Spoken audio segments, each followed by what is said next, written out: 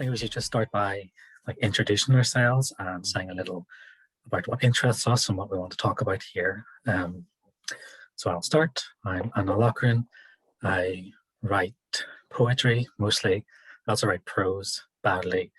And what interests me is kind of the responsibility of a trans writer, what we should be writing about and who should be writing for, things like that.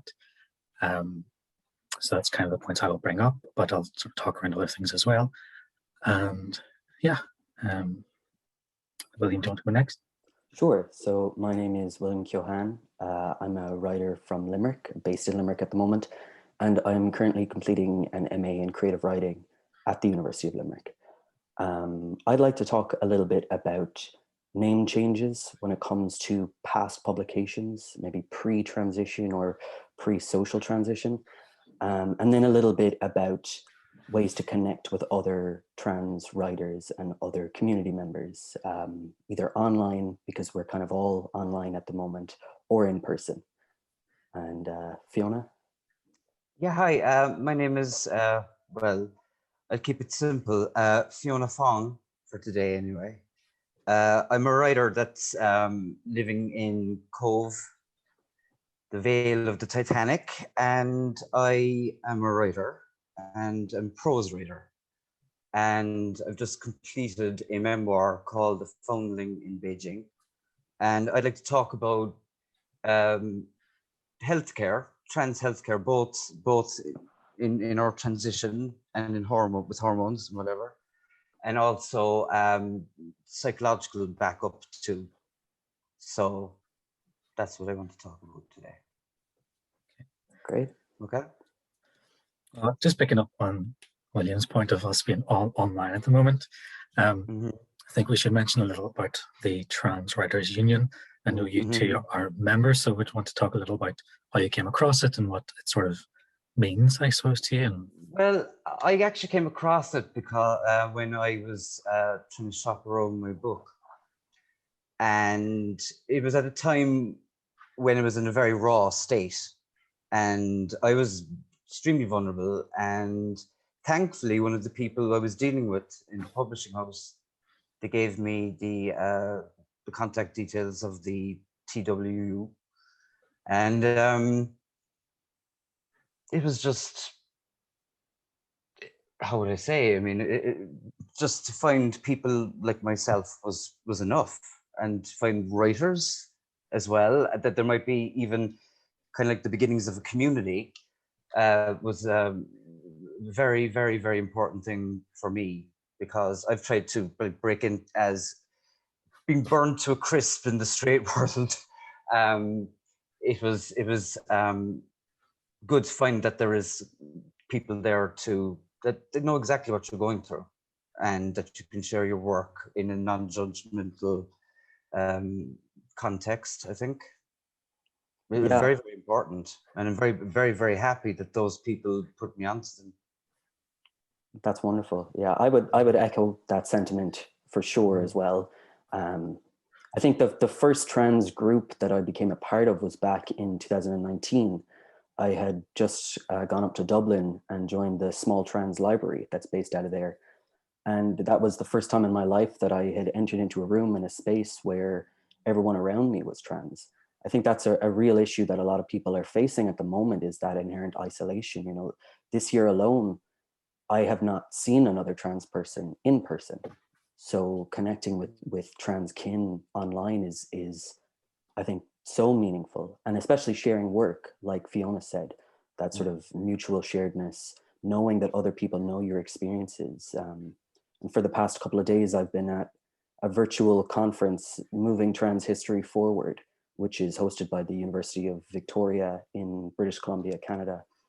And although a lot of the attendees and presenters are Canadian, it involves trans people and academics from over 25 different countries. So that has been a really wonderful experience too. But what the Trans Writers Union does is it provides that sort of shared space, that environment, and that connectivity.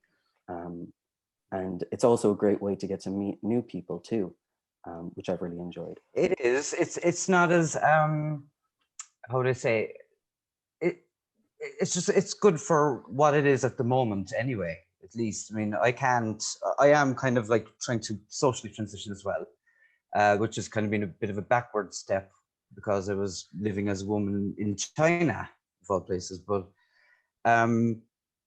yeah, it's still weird being on this whole Zoom experience, because yeah, it's very important to have it, but there's nothing that can substitute for meeting face to face, which is what I would really need at this point, because I decided to transition and then the pandemic hit. So it's been I've had to retract my horns, as it were. Anna, what has your experience been like? Well, I'm not a member, and that's nothing to do with the union itself, just everything to do with me being terrible at getting around to things. But I do sort of follow what they do, and I appreciate that they sort of reach out to magazines and institutions to find out if they are trans friendly, because it is, I don't know if both of you do it, but it's something I think about a lot when I submit pieces somewhere. I want it to be, usually I try to find somewhere that is explicitly queer friendly and tries to publish people who are queer. Because I find it's kind of, that's the audience that I kind of want to reach more than anything. But I do see its value in terms of connecting people. And for my own part, I haven't been very good at getting around to sort of meeting other trans people. I've been out for 4 years now, I think. And it's just, I meet a few trans people here and there, like at uni or just sort of in life, but I've never really went out of my way to sort of go to a group. And that's maybe just because I'm too shy and I thought I was too old and not cool enough. Hey, baby. I know all about that, sorry. But no, I certainly see the value of what the union does. And when I'm, functioning like a normal human, I'll, send an email to join. But it is good that they set up things like this to try and get our voices out there, because it is probably the most challenging aspect of being trans, is just getting your voice out there, because so much of the discourse around us is not with our voices. It is dominated by people who aren't us and don't know our experience and frankly have no interest in knowing our experience. So it's important that it hosts and sort of things like this and sort of encourages our voices to get out there and sort of fights our corner. Yeah, because everything is a battle, really. I mean, that's one thing I've discovered in myself. I mean, during the week, I had kind of a moment, an epiphany, really, that maybe all along, I was just, dealing with my past and all this kind of stuff. And I felt that, identity is so fluid, and whether or not, I am who I say I am in a way, but be able to write that and put it out is, it's good to have one's voice outside of oneself rather than constantly going on and on and on inside of ourselves. And that's why we need to have these kind of things. And self-expression is exactly that. And whether it be writing or acting or music, which I'm all interested in, we do need a little place that we can call home. And it's just a very, very doubtful situation that I and maybe we have put ourselves in. I'm not sure. But so you write poetry, Anna. What is that like for you? I can't really sort of describe it. Like, I just started because I needed a way to process. So I started writing it when I was a teenager, and it was terrible. It was the usual sort of emo stuff of just, I hate the world, the world hates me, and all these terrible metaphors. And then I went to uni to sort of learn how to write better. So I mostly just write about, I just write about just being trans and stuff, and that experience, trying to find a language for it, which I find is the most, is very difficult. I remember just being younger, when you're a child, you just didn't have that language. Like, trans is not a word. I grew up under Section 28, so there was just no, discussion of queerness whatsoever. And that's something that I don't think we've kind of reckoned with fully. But yeah, just trying to find that language to help others, I suppose. So I kind of, most of my writing now is just trying to find a language for the experience and to help others see themselves in that language, so they can sort of, I suppose we kind of underestimate the power that language can give us. And that's why, people try to silence us, I suppose, because they understand that language does have power. And once you realize that, there is a word for you, or here's a sentence that really gets me, that suddenly your kind of emotions can kind of coalesce and you can sort of move forward, I guess. So it has that kind of purpose. But yeah, that's kind of what poetry does to me. It's a sort of way to crystallize my emotions and because I mean that it's very how would I say, it's got a structure. And I feel that with identity and everything, I don't know, William, if you feel like this as well, that one thing that I find difficult is actually in my work is to actually get a structure. And I'm wondering, does there really need to be a structure? I mean, I've been called like stream of consciousness and all this kind of stuff. William, what do you feel like with writing prose about your condition? Oh, well, no, condition, sorry, your state of being. It's interesting, right? Because that brings up the other thing about aspects of language and what language is correct and what language is incorrect. So I'm doing an MA in creative writing at the moment, and I've had the most amazing experience sharing stories. So I write predominantly nonfiction, and but I don't always write about trans-related issues, but I do find the process of writing about them to be very cathartic, and definitely the experience of sharing that writing too with others. My group for this creative writing masters is quite diverse. Not many people would have known or met a trans person before. So it's been a wonderful opportunity to educate as well. But people have to be open to education and to learning and to wanting to know more. And I've definitely found that with the group that I'm in right now, which has been wonderful. But I think, Anna, what you were talking about in terms of language, representation also comes up there too. So as an Irish trans writer, unfortunately, I've kind of had to look abroad for stories by trans kin. And I've taken out a couple of my favorite trans masculine authors just to maybe share at this. But Thomas Page McBee is a wonderful trans writer. His book Man Alive is fantastic. He also has a book called Amateur about preparing to become a boxer and boxing at Madison Square Gardens against a cis competitor, which is a wonderful story and a brilliant novel. And then Harry Dodge, probably one of my favorite authors too, My Meteorite, just a beautiful exploration of gender. And of course, then again, I shouldn't be doing promo for all of these people, but when you don't really have Irish trans authors to look for, you do end up going across the pond. And the collected diaries of Lou Sullivan are fantastic. So Lou Sullivan would have been a trans and queer pioneer and AIDS activist. So then when it comes to Irish publications and Irish authors, there is an anthology called So Hormonal, which is a collection of essays about hormones. And two Irish authors, Anna Walsh and James Hudson, have essays published in there. And reading their experiences was really important for me to be able to see not only my trans kin, but my Irish kin reflected in print.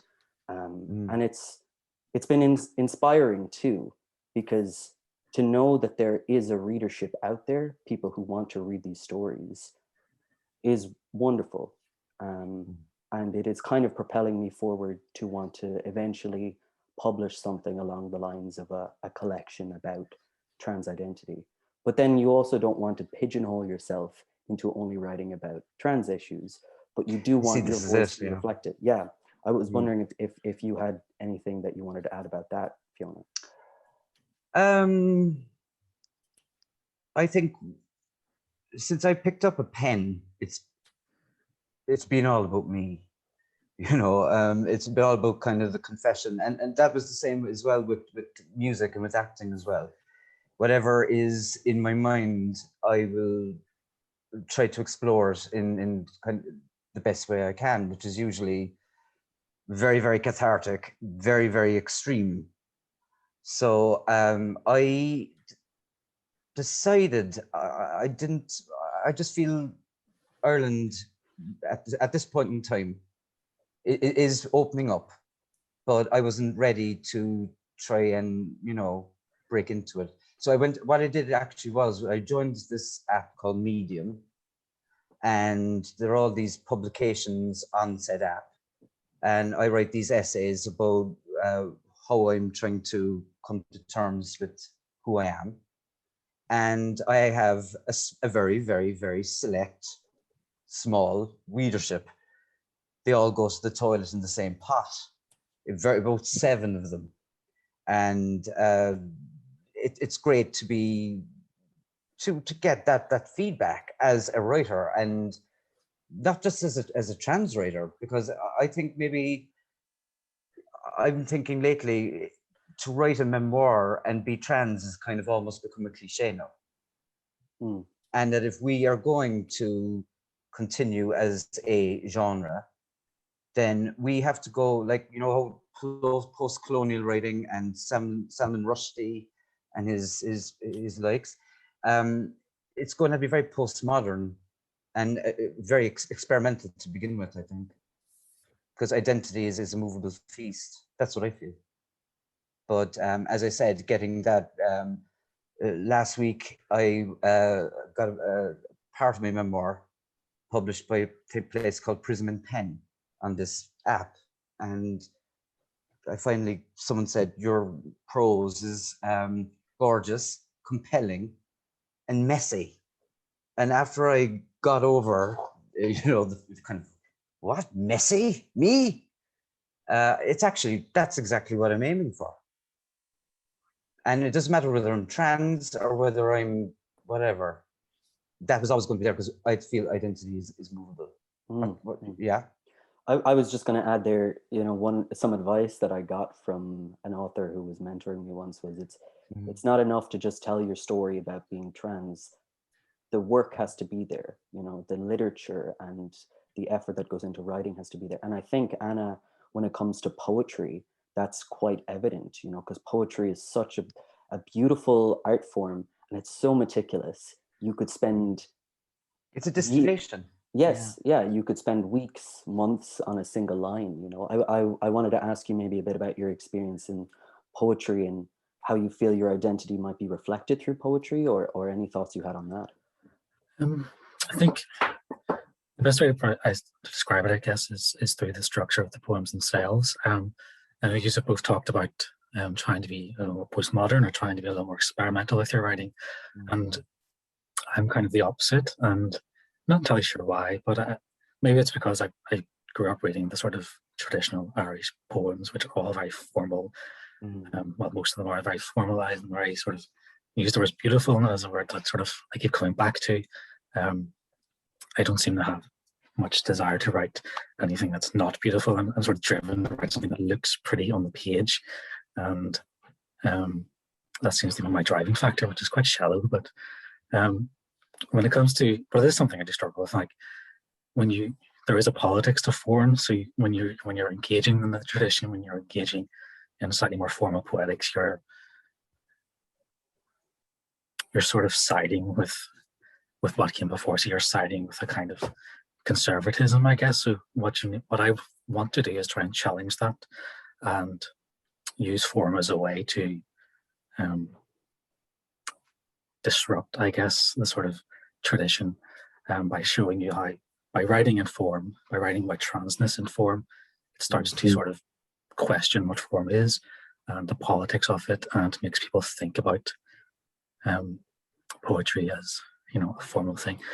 It's all kind of abstract, I guess. I'm not very describing it kind of well, but I think by writing in a slightly more formal fashion and being driven by this sort of aesthetic drive towards beauty, you kind of end up in a kind of contradictory place where you're just not quite sure if your poetry is reflective of yourself. So you end up finding that when you read, like I read other trans poets, and quite a lot of them are more experimental, and they try and sort of break out from this kind of tradition.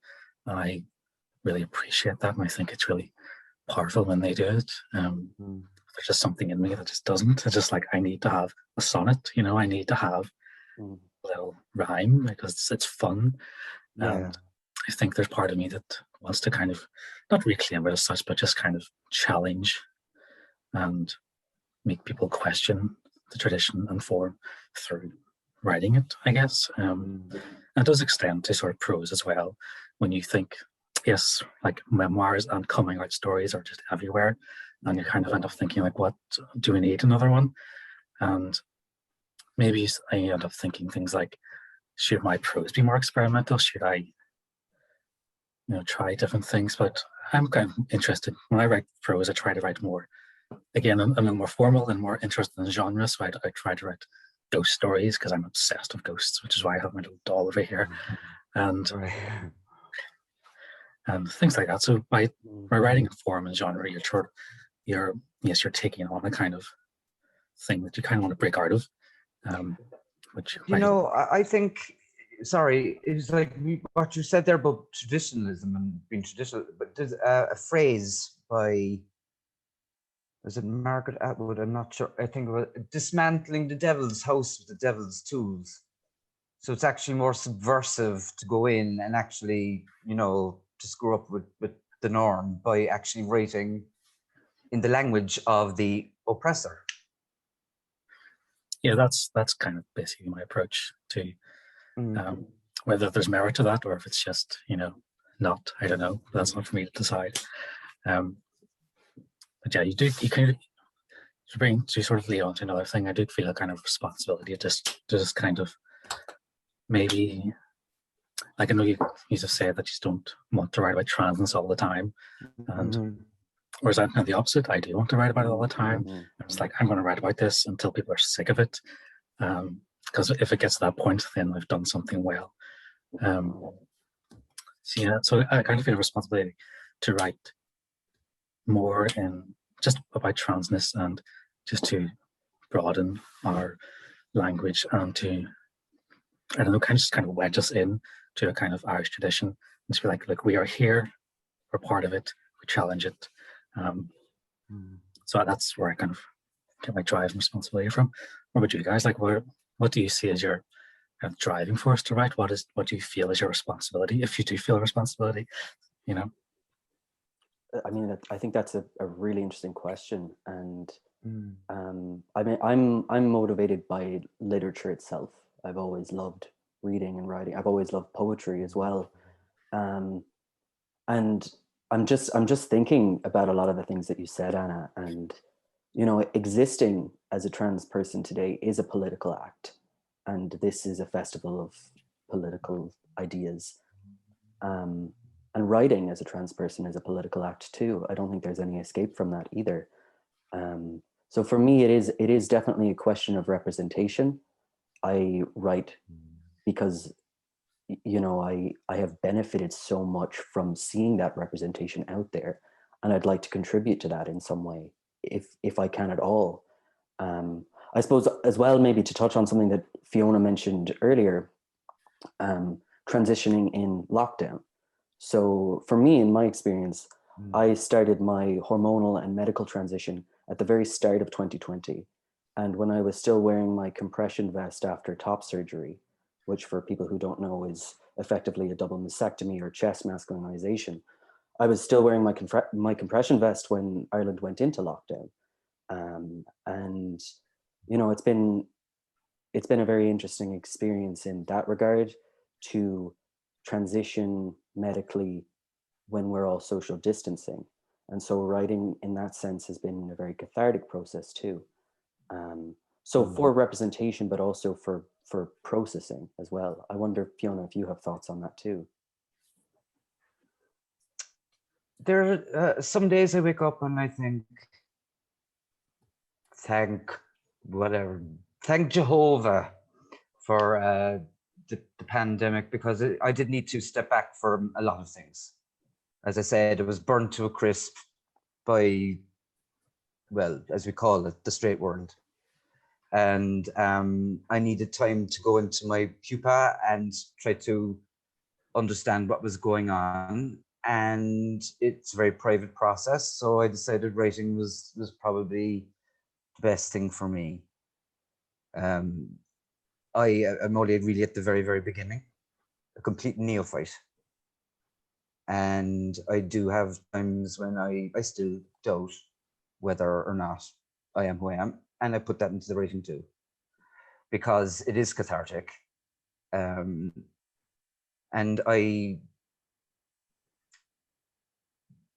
anyway, that's what I thought. And I was also kind of coming away from kind of a small, tiny little drinking problem as well. So it's just been great to kind of come away out of life and get out of the rut of who I was when, you know, life was happening.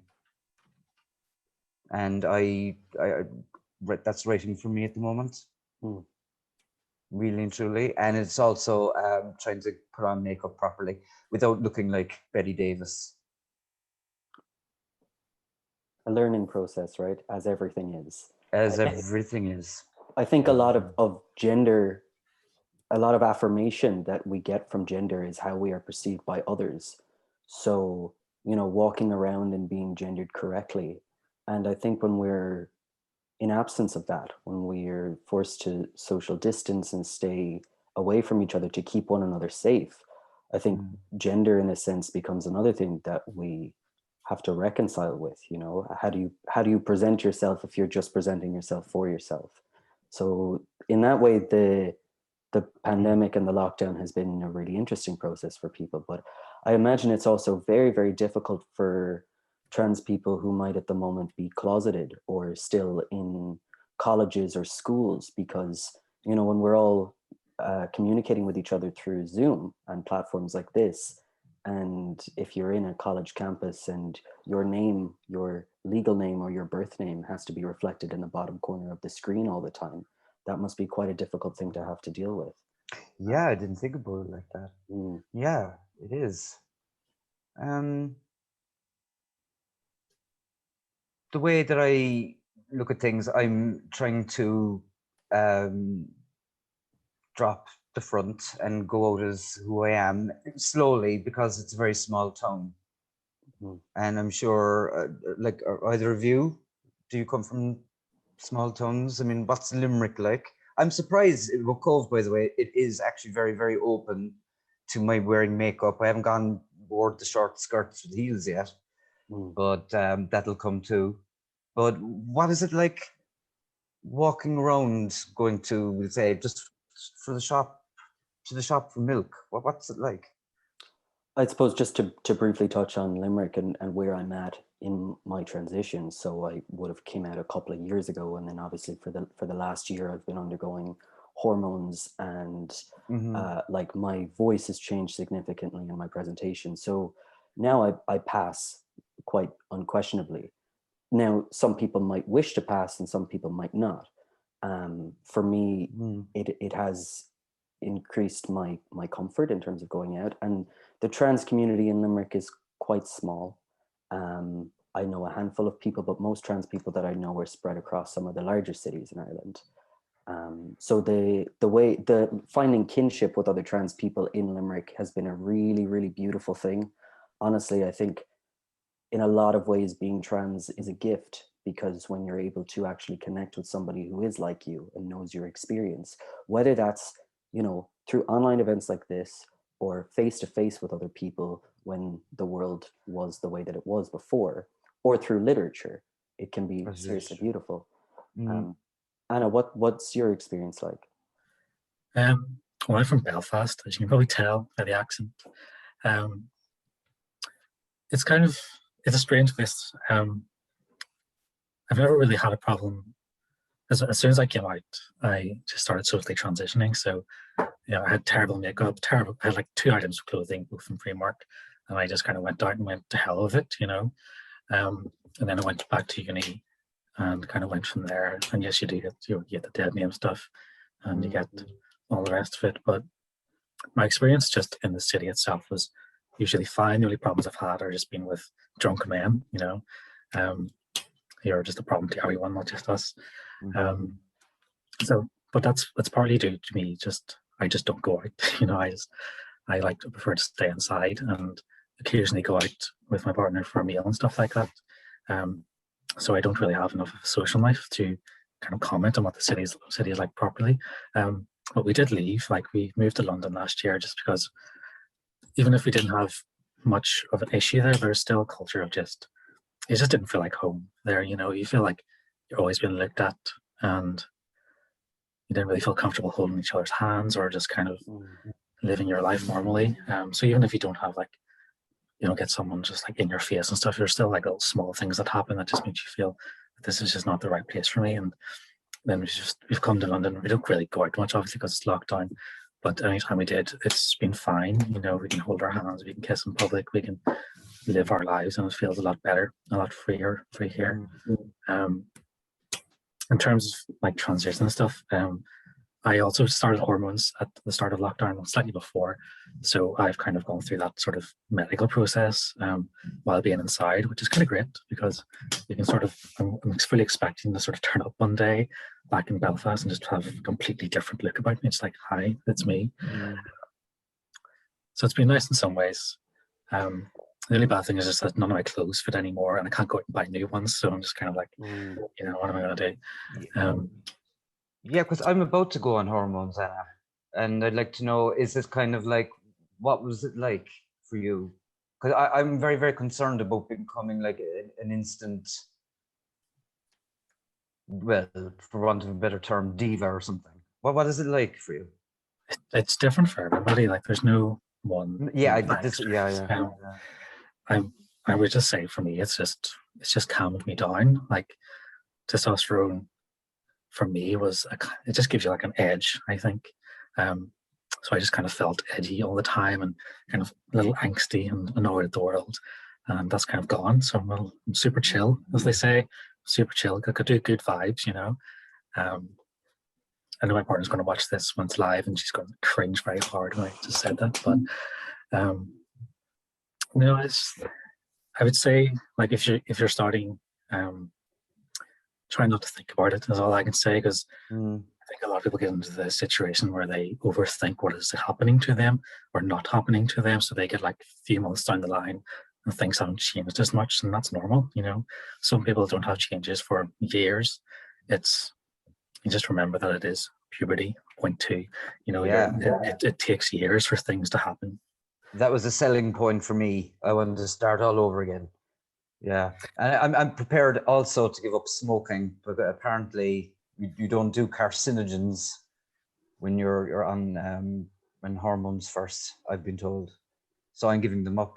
I mean, it's all go, but I mean it's all positive, but there is a lot of me that is still conflicted. But I'm going to stick to the plan. That's the way it is. Well, I think it's been a very positive experience for me. Like, I'm a lot happier in myself, a lot happier in my body and things like that. The only thing that's annoying is, I have to go private, and it's incredibly annoying just finding the money every few months to pay for things. Yes. And that's something I think it's worth bringing up. Yes, actually, indeed.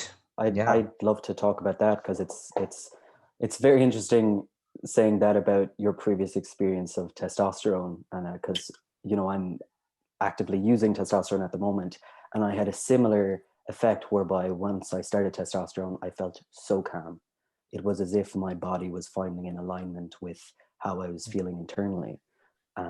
So that was a wonderful experience. But actually, just this week, I attended a talk by the Abortion Rights Campaign, which was a discussion on trans healthcare in Ireland. And of course, at the moment, because of the pandemic, the healthcare system is overloaded, but this has been the case with regards to trans healthcare for the last number of years. So there's the Loughlinstown Gender Service. I was added to the waiting list in early 2019. And since then, I have not heard word about my position. So I knew somebody who had waited 7 years in the service, but at a certain point, I was no longer willing to wait and sort of be in a state of limbo, not knowing when it would happen or when it would not happen. So I elected to go private. a friend of mine who had been waiting for 4 years and whose referral information had been lost twice, so he was in that limbo stage, ended up going private to a doctor in the UK service, in the London transgender clinic. And I went to the same woman, and within a couple of months, I was starting testosterone, which was just fantastic. There's these sort of little networks of information that travel in trans circles. So I was able to refer a friend of mine who lives in Galway to the same doctor in the UK after he had been waiting for several years in the gender service. It's also really interesting to note that there's kind of one hospital that serves trans people in the country, or one primary one anyway. But it's not as if we need one hospital. You know, we're not ill. We just need understanding and accurate supports, you know? Yeah, which is not going to happen, unfortunately, because one of the main big things for me just before the pandemic happened was that I got my name on the list. And having kind of run out of Ireland screaming about 8 years ago, I came back in reduced circumstances, but I thought, well, you know, at least this is happening. It hasn't been a complete waste of time coming back. And I was kind of disabused of that notion very, very quickly. They've lost, I was barely on it, and they've lost my details and blah. And from what I've heard from other people, for example, what really, really horrified me was a friend of mine going in, and she decided to wear pants. And the doctor asked her, well, why aren't you wearing a skirt or a dress? And I was like, it's nothing changes. So I'm going to take the ship, like I did, like every Irish person, whether they're transgender or otherwise. It's basically you have to leave home soil. Yeah, I mean, historically, you know, Ireland has sent its problematic people abroad, whether those are pregnant people or trans people, and the same thing continues to happen. I think this might be a point where I could bring up the idea of name change when it comes to publications, because legal name change is another thing that a lot of people have to go through under the Irish system. It's actually not particularly difficult to do, but it does involve a number of different forms, meaning a solicitor and a variety of other things. So I was able to also get all of my documentation changed in the university that I'm in, which was wonderful. At the time when I was changing my name and my documents, so my gender marker across all of my student information, the university didn't have a policy at the time. So I was speaking to people, and a lot of them were like, I don't actually know what the process is for this, but I'll try and help you as best I can. And since then, a lot has changed. So the University of Limerick is actually working on a gender and identity policy at the moment. And I was invited to provide input on it, which I think is a really wonderful thing too, to actually have trans people involved in that process. Of course, yeah. So then before socially transitioning and coming out, I had had a number of different publications, and I had had a poem that I had written broadcast on RTE Radio 1's Sunday Miscellany. After coming out, I got in touch with them to ask if I could possibly have my name changed on that publication so that I could still claim it. And they were wonderful. I mean, they got back to me within a couple of hours and had the name changed across their website and across the platforms. And although my voice on that recording sounds quite different because it was before testosterone, I can still, you know, claim that as part of my publication history and share it around with people, because it is something that I'm quite proud of. At that event, I was with authors that I admire so much, like Donal Ryan and Joseph O'Connor. And so to be in their presence and to be able to still claim that as part of my publication record is fantastic. With other publications, say something is in print, obviously there's no way of changing that, right? But I have been able to contact a few other places who have offered to archive material for me, which again, I think is a real sort of indication of support and allyship, because we all exist online at the moment. It's very easy for somebody to go online and find all your past records and history. They might even be able to find your birth name or previous photos or excavate the past in a sense.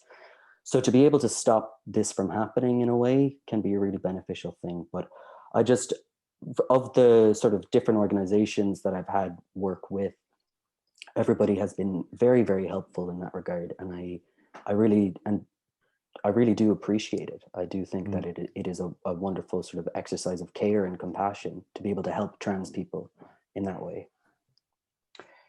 Definitely. And I mean, I know that I brought up the old story about, you know, Ireland is the sow that eats its own farrow. But at the same time, when you consider it has come, you know, very, very far in a very short time. I mean, up till, like you were saying there, William, like you could change your name. That only started in 2015, but there are other places that won't allow that. So in a lot of ways, we've got to give Ireland credit for the fact that it is trying. You know, in some ways, because, you know, I wouldn't be the biggest fan, and I'd be very, very vocally critical of it. But since I've come back, with also with the TWU, it's been very, very important. It's been good. Anna, would you have any comment on maybe Northern Ireland in that sense, or your experience there? Yeah, well, changing your name is easy enough.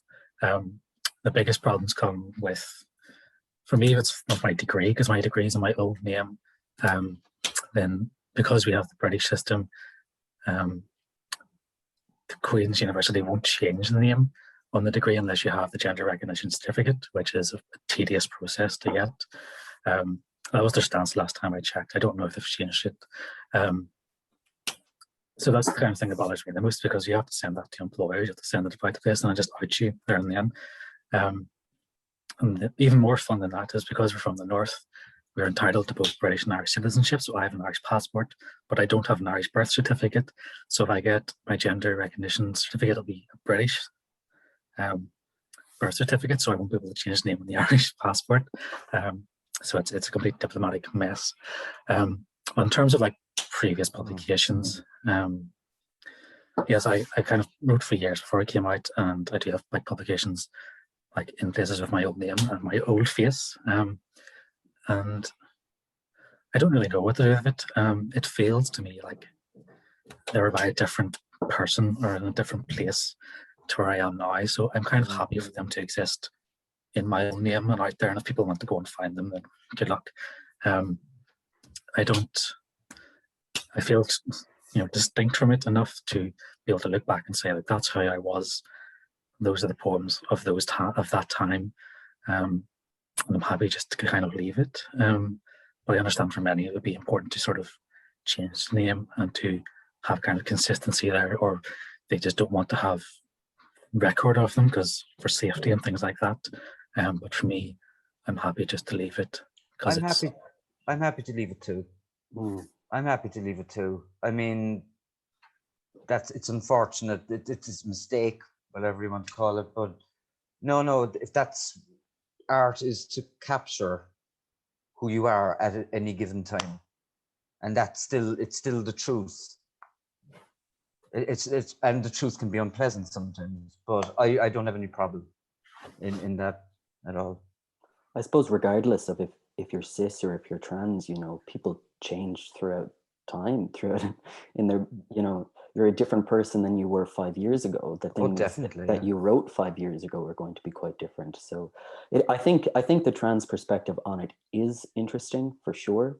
But I don't think it's all that different from any perspectives of people who identify as cis or anything else, you know. But I'm just glad we had the opportunity to speak about this, because it's interesting to hear from both of you as well. And I think the issue of safety that came up, Anna, is something interesting to touch upon, because obviously, you know, trans women, and particularly Black trans women, experience the highest rates of violence and discrimination in the workplace and things like that. And I am a white, you know, cis passing trans man, so I don't experience that discrimination. If anything, one of the things that people ask me a lot about is, what's the biggest difference that you experience now, having come out and now presenting as male and being a man? And I say to them, being able to walk around at night and feeling safe and comfortable being able to do that. And that is a definite privilege for sure. And I was wondering maybe if this was something that you guys wanted to talk about, or if I should be quiet. In terms of safety, yes, like absolutely notice the difference between when I passed as a cis guy and when I am now. I just don't really go out at night alone. I just don't do it. It sort of, I would say, safety impacts my writing to a degree because I'm very aware of how things can be received by, let's say, a certain audience who doesn't like us. I've seen it recently with Tori Peters' book. They've kind of just, there's lots of people out there who would selectively quote and sort of make an argument against trans people and things like that. So it kind of makes me a little wary of writing about certain things. Like the best example I could say would be, the thing I struggle with most is not being able to have kids. That's something that just I grieve every day, and it really upsets me. And I want to be able to write about that, but writing about that, I feel, would encourage people to use that against trans people. To say, like, you know, I don't know how they would do it, but I kind of feel like when you write about certain subjects, you're ceding ground, and that kind of makes me a little wary of what subjects I can and can't write about. When I feel like, we should be free to write about the hard things, I should be free to write about the difficult aspects of transition without feeling like I'm letting the team down, and sort of, like, I'm not on Twitter because I just think it's a terrible thing. I just think it's designed to make people angry. So I'm not really worried about like any kind of online backlash, but I'm mostly just concerned that if someone reads my book and takes against me, or if someone reads a story that I wrote and takes against me, what will that do to my day-to-day life? What will that do to my sort of partner who is like a teacher, so she would be kind of vulnerable, that kind of thing. Yeah, definitely. That kind of makes me, Yeah, on the topic of safety and online experience, I think it's probably a good decision to not be on Twitter. And I commend you for that, just for personal safety. It's distressing to read commentary about trans people all the time in the media, in comments from strangers. So before the pandemic and before I started testosterone, I mentioned that I elected to go private in the UK, and I publicly fundraised for that by setting up a GoFundMe, because the costs are quite high, and the costs of top surgery were around €10,000. Now the fundraiser was an amazing success, and I had support from friends and also from people in Limerick too that I had never met. So it was wonderful to know that strangers, people who didn't know anything about my life, wanted to help and support me in that way. But I had to be public about that at the time, and this was not something I particularly wanted to do. I didn't want the intimate details of my life to be public. And for that reason, the link to the GoFundMe was shared on Twitter, and it was shared on Facebook. And there were a lot of nasty comments, not only about me, but about my parents and my family, and those who were related to me. And I would get messages from friends saying, Will, whatever you do not go on Facebook. You don't need to read this. And I took their advice, and I didn't go on and check the comments section or anything like that. But in my head, I was imagining the kinds of things that were being said. And I think we can all imagine the kinds of things that are being said and know just how hurtful they are. I think we have, maybe in some regards, we do have a responsibility to talk about those difficult things. And I think Tori Peters, in her book, Detransition Baby, is definitely doing that.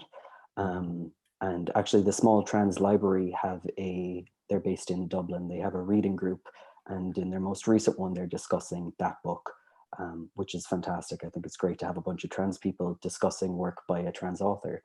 But I wonder to what extent it is our responsibility to talk about these things, and to what extent we have to self-preserve and make sure that we're safe, This is it, yeah. And I have seen, when I came back from Asia, I thought that I could just, keep doing what I'd been doing over there, which was basically what I wanted. And the one thing that really disturbed me was this really bizarre sexualized reaction that cisgender men were having. And I discovered then, by going on the, say, dating sites, Tinder, whatever, that it's the same. Every cisgender bloke has this fetishized view of what being trans feminine means. And that's something that I would want to really, really work hard to kind of thwart if I could. It's very scary. I wouldn't go out at all at night anymore. I'd just be as again, you know, it's scary. And is that for fear of violence, Fiona? And Yeah. I mean, I've been the recipient of sexual violence before. I know the kind of the signs. You get the haywire kind of energy coming from it. So I wouldn't do that anymore. And just to put it in context, Beijing, which huge city, was very, very safe. I'm in Cove. You could be going for cigarettes or coffee or whatever, and you get that weird, ethereal kind of feeling in the air. And I prefer just to kind of walk away from it. Obviously. Of course, and I'm so sorry to hear that. No, it's okay. I mean, you have to be, you know, you can be. It all depends on how you find me, and I find at the moment I'm kind of all over the shop. But some days I can deal with it, and other days it's just like I don't need this. But other than that, I am actually quite lucky. I feel it could have been worse. I could have been stuck somewhere, I don't know, in Kerry or something. But not saying anything bad about Kerry. But yeah, just for my own sanity, I just needed to kind of, as I said, retract the horns, kind of rein myself in a bit and go into the pupa. I think it's interesting what you said, that, you know, it could be worse, or some days it's better and some days it's worse. Some days I don't want to speak for all of us, of course, but some days it might be easier to do that educational piece, to talk about being trans, to talk about the experiences, and other days it might actually be too much.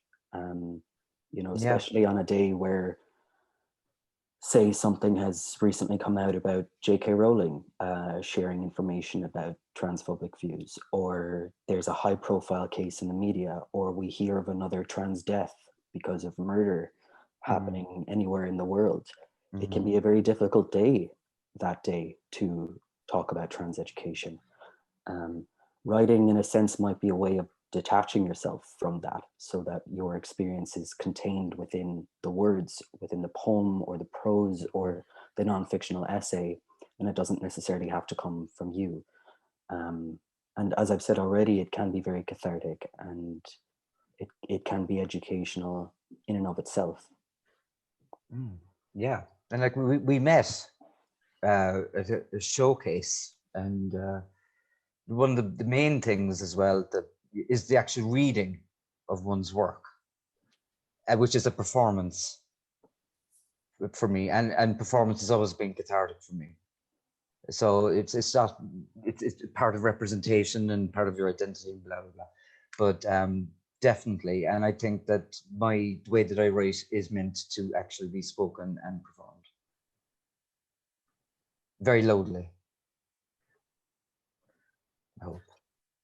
I think for me, to sort of try and counteract the kind of overwhelming negativity that gets published about us, and the sort of heaviness that sort of exists each day, just knowing that each day something is published, each day someone's talking about us, and it's very tiring. One thing I would like to see more of is more trans people published, but more discussion of trans joy, because it's not sort of sadness or dysphoria that defines us. It is euphoria. It is feeling great about ourselves.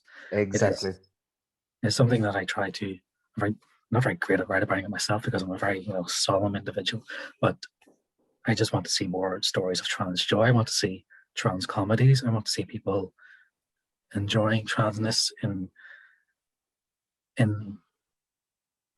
I think I just want to see more energy put into that, because I think a lot of our energy gets put into these everyday battles, like in social media and elsewhere, just trying to counteract all the things that are said. And I'm not sure if there's much point to that because we're not the ones in power. Like these, the government and the media can just publish things because it doesn't make a difference to them. They can just keep publishing nonsense, and we just waste our energy tackling this. Instead, I think we should just express ourselves and let our joy be seen, and hopefully that is a more productive way. And there's other ways we can sort of counteract things by fundraising and legal challenges, which is the most important thing, I think, to try and challenge legal decisions and fundraise for that and hold protests and things. But no, I just want to see more stories of joy and of us having a good time and loving our lives. To capture what it is to find the perfect pair of heels, Anna. That's what it should be more about. It should just be, I don't know what it should be about, but it just should be fun, you know? It's great fun, yeah. I think there's not enough of that discussion of just it being good, being trans. It is great, it is fun, it is joyous, and we shouldn't be shy to say that, and we shouldn't be shy to get that message out there. And I kind of want to see more of that, you know? I think that would be the best way to counteract the negativity, just to share joy, and hopefully that makes a difference to someone. Because I would, like, I'm 30 now, so I'm kind of at the point where I just kind of don't care what other people say, but it matters when you're 14 and when you're younger, and it really matters when you're trying to figure yourself out. And just hear constant negativity that can lead to kind of, I've seen it because I used to use Discord and things like that. I've seen people spiral because they just see negativity all the time. I think it'd be more beneficial to just get more joy out there and let them see that you can grow up and have a decent life, and you can, you know, love your life. And it's hard getting there, but there's a lot of joy there for you to be had. And yeah. Oh, I completely agree with you. I completely agree. And I think that's a really inspiring message to share. And also perhaps a moment where I could do a tiny bit of self-promotion, because I have an essay forthcoming in an anthology coming out this summer in 2021 that's called Gender Euphoria, Stories of Joy.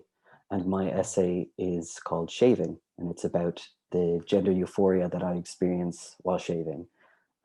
Which is something that I've just truly loved.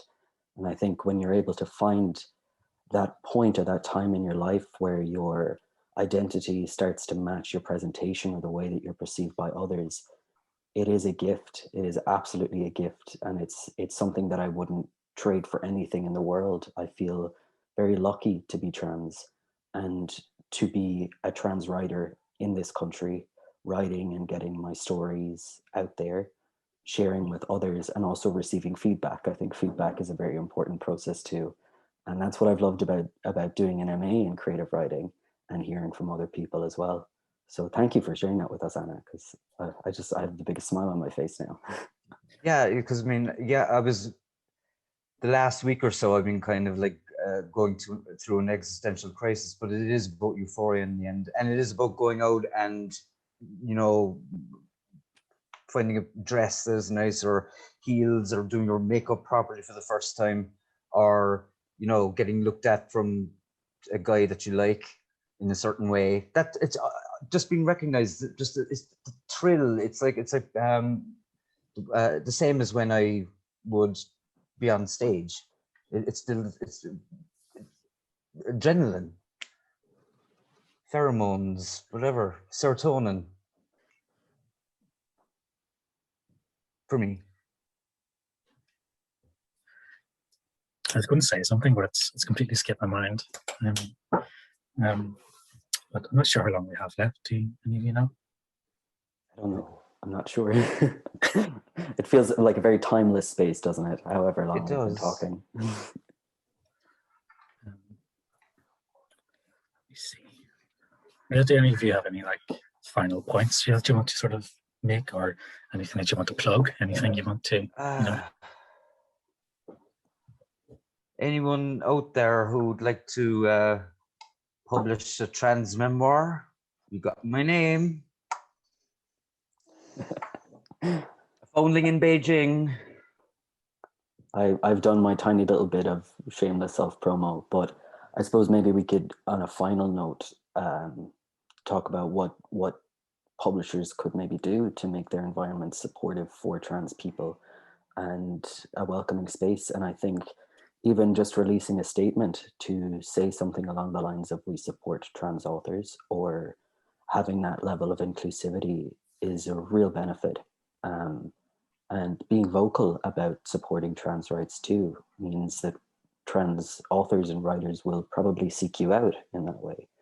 And just inclusivity in general, regardless of background, class, race, disability, anything along those lines, is really wonderful and important for publishers to have and to be vocal about. Yeah, I think I would just like them to just be explicit in their support, I'd say. I think a lot of publishers can be very quiet or very sort of, they don't really take a position because it's easier not to, because you don't want to get dogpiled by all these, people. And so I just like to see more expressions of support. I would like to see more efforts to just publish trans people. So just like they can do like a trans issue, just have like to publish like an issue of their magazine or whatever with just trans voices, things like that, just to try and get those voices out there and use what power they have to lift us up. Because as I said, we're not the ones who have the power. There's things we can do to sort of lift ourselves up, but we do need help from other people ultimately, because we're just a tiny amount of the population. We can't really, overthrow the government and change everything. We just can't, so we need other people to help us. And it would be nice to see more efforts to include us in, and yeah, just I would like to see more trans voices out there, publish us, and make an effort, to get to know our lives, because I think that's the big problem, that too many people have opinions about us but don't actually know us, and they don't. I think just getting our voices out there would make it a difference. Maybe I'm too much of an optimist, but I do think that. So I would say to publishers, just publish us, and Yeah, right now. And also my memoir is also partly a travel log. So there.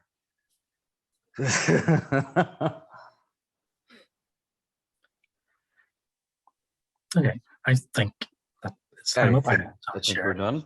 Yeah. I love ending on that note of optimism too. But yeah. But I want to thank whoever is listening to this for listening to our three voices, and hopefully you will keep an eye out for these names and other trans names in future publications or anthologies or anything of the like.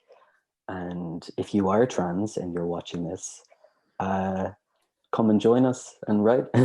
And yeah, it's fun. Yeah, we're kind of the elite now. We're not a minority, we're an elite. I don't think I'd go that far. But, thank you both. It's been wonderful to share your company today as well. I really appreciate it. It's been a great opportunity. It was nice meeting you. And thanks to Anna and James for sorting this out. Definitely. And I would say, I would just say, if you're trans and watching this and maybe you're struggling, just remember that it does get better, like it can be hard. It can be really hard. Like I'm sure we've all had stories of us being in moments of desperation and things like that, but just don't lose hope. Like reach out to other trans people. Like you can find me on Instagram if you want to, and you can just have a chat if you want to, but just reach out to us, because we have to support each other, and because at times it feels like no one else is going to look out for us, so we kind of have to be there for each other. So if you are out there and you're struggling and you're lonely, then just reach out. Like just Google trans groups near me, maybe get on Discord, find somewhere that you can just share your experience and talk. And that first step is usually the hardest step, but I would just encourage people to do that. Just, we are out there. I know it can be very hard to remember that when we're being talked about all the time, but there's not that many of us. I know in Ireland and in the north, there's, a small community, but we are there and we're living our lives. That's one of the things. It's important to know that there is a community there, yeah. And the Transgender Equality Network of Ireland, TENI as well. So if anyone who is out there, like you take the biggest freak in your small town, just you know, you have your phone, you're not alone. Definitely. And if you're a writer and you're interested in sharing your writing, the Trans Writers Union is a great place to start. And you can find them on Twitter as well.